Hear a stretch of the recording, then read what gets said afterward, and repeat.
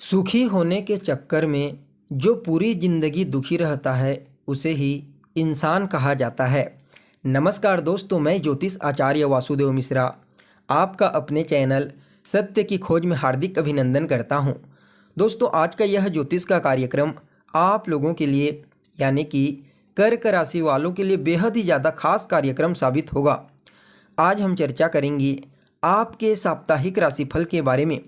जी हाँ दोस्तों, हर बार की तरह इस बार भी मैं आपको बताऊंगा आप लोगों के लिए कैसा रहेगा आपके जीवन काल का 1 जनवरी से लेकर के 7 जनवरी के मध्य का समय, जिसमें ग्रहों की स्थिति के आधार पर आपको किस प्रकार का परिणाम प्राप्त होने वाला है।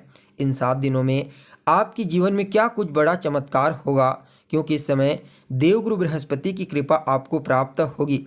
इसलिए हर एक जानकारी आपके लिए बेहद ही महत्वपूर्ण होगी। इसलिए कार्यक्रम को अंत तक बिना मिस किए देखने का प्रयास कीजिए। और अगर आप अपनी जन्म कुंडली पर हमसे परामर्श लेना चाहते हैं तो डिस्क्रिप्शन बॉक्स में और वीडियो के अंदर आपको नंबर मिल जाएगा, जहां से आप संपर्क करके अपनी जन्म कुंडली का बड़े विस्तार के साथ अध्ययन करवा सकते हैं। तो दोस्तों, जैसा कि आपको मालूम है, साप्ताहिक राशिफल में मुख्य रूप से चंद्रमा के गोचर की गणना की जाती है। क्योंकि चंद्रमा होता है हमारे मन का कारक ग्रह, और हम जो कुछ भी सोचते हैं, जो कुछ भी समझते हैं, उसे ही जीवन के हर पहलू में लागू करने का प्रयास करते हैं। दैनिक जीवन में घटित होने वाली हर घटनाओं के पीछे कहीं ना कहीं चंद्रमा का ही हाथ होता है। इसलिए इनकी गोचरीय स्थिति को समझना बेहद ही आवश्यक है। अगर इस सप्ताह चंद्रमा की स्थिति के बारे में बात की जाए तो सप्ताह के शुरुआत में 1 और 2 जनवरी को चंद्रमा सिंह राशि में गोचर करेंगे। यहाँ पर आपके आत्मविश्वास में वृद्धि करेंगे, आपके कॉन्फिडेंस में वृद्धि करेंगे। तो वहीं सप्ताह के मध्य पड़ाव में यानी कि 3 और 4 तारीख को चंद्रमा का गोचर कन्या राशि में होगा। यहाँ पर पहले से ही केतुदेव गोचर कर रहे हैं, जिसके परिणाम स्वरूप कुछ भ्रामक स्थितियाँ बन सकती है, कुछ गलतफहमियाँ उत्पन्न हो सकती है।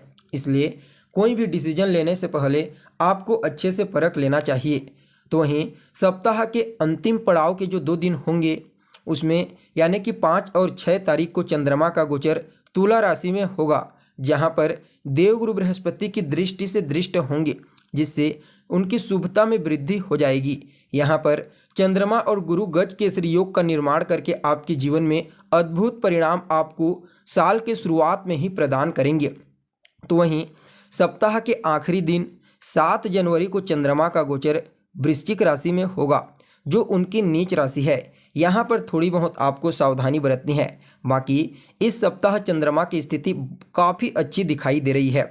तो दोस्तों देखिए, मूल रूप से आप लोगों के लिए यानी कि कर्क राशि वालों के लिए चंद्रमा सबसे पहले तो सप्ताह की शुरुआत में यानी कि 1 और 2 जनवरी को आपकी कुंडली के दूसरे स्थान में गोचर करेंगे, मित्र की राशि में गोचर करेंगे, मित्र की दृष्टि से दृष्ट होकर के गोचर करेंगे। परिणाम स्वरूप सबसे पहले तो यह आपकी वाणी को मधुर बना देंगे।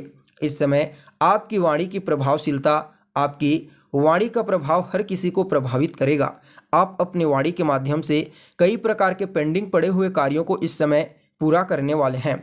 आपको अपने पैतृक संपत्ति का पूरा लाभ इस समय मिलता हुआ नजर आ रहा है। पैतृक संपत्ति को लेकर के अगर कोई वाद विवाद समस्या चल रही थी तो उससे आपको छुटकारा मिलेगा। इसके अलावा जो विद्यार्थी प्राथमिक शिक्षा ग्रहण करते हैं उनके लिए भी इस समय को काफ़ी बेहतर कहा जा सकता है।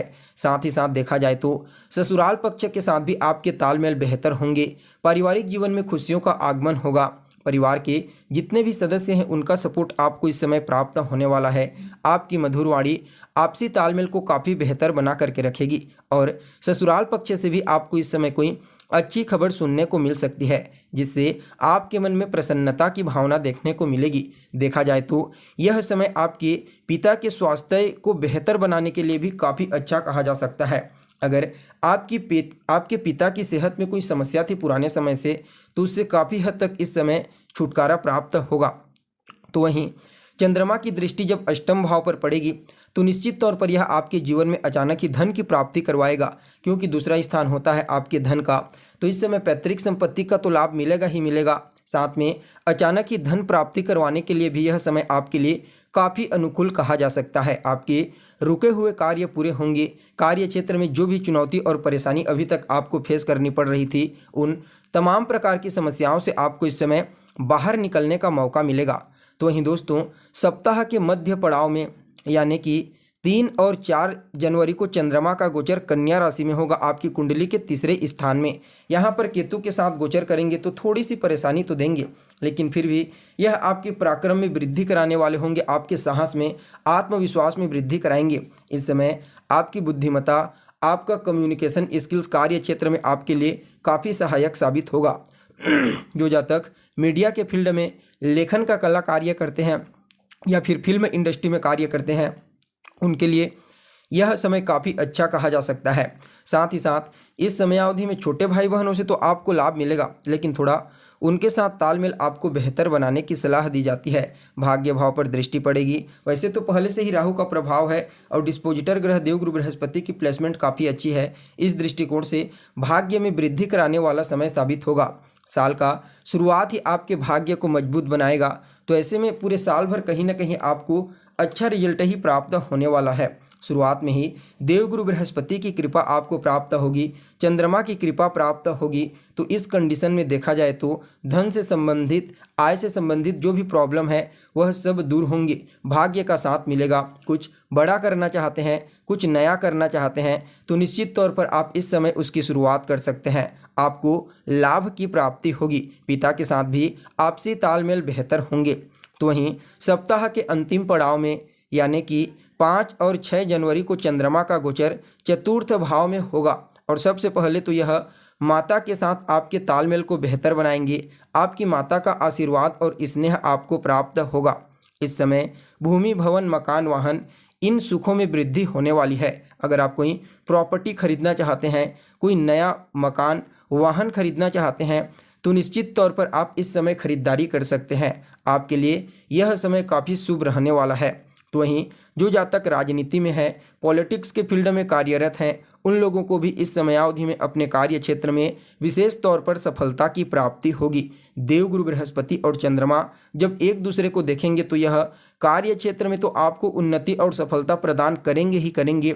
साथ में इस समय समाज में मान सम्मान, प्रसिद्धि और आपका जो वर्चस्व है वह काफ़ी हद तक बढ़ने वाला है। इसके अलावा सेहत के दृष्टिकोण से भी यह समय काफ़ी बेहतर रहेगा। वहीं सप्ताह के आखिरी दिन में यानी कि 7 जनवरी को चंद्रमा का गोचर पंचम भाव में होगा, तो यहाँ पर थोड़ी बहुत आपको मानसिक तनाव, टेंशन चंद्रमा दे सकता है, संतान पक्ष को लेकर के, लव लाइफ को लेकर के।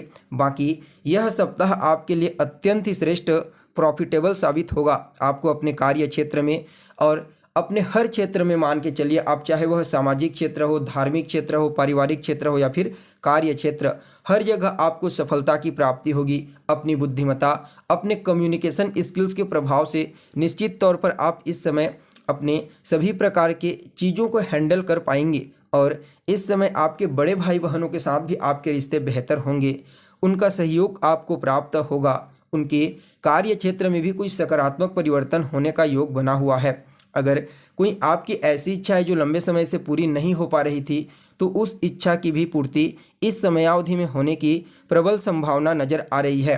कुल मिलाकर के देखा जाए तो आप लोगों के लिए, कर्क राशि वालों के लिए नया साल का यह तोहफा ही आप कह लीजिए, क्योंकि देवगुरु बृहस्पति का आपके कर्म क्षेत्र और सुख के भाव से संबंध बनना यह कोई आम नहीं है, बल्कि आपके जीवन में बहुत ही बड़ा परिवर्तन करने वाला साबित होगा। हर प्रकार से इस समय आपको अपने कार्य क्षेत्र में उन्नति, तरक्की के अवसर प्राप्त होंगे और आप तेजी से आगे बढ़ेंगे। साथ ही साथ हर मामले में पारिवारिक जीवन में खुशियां रहेंगी।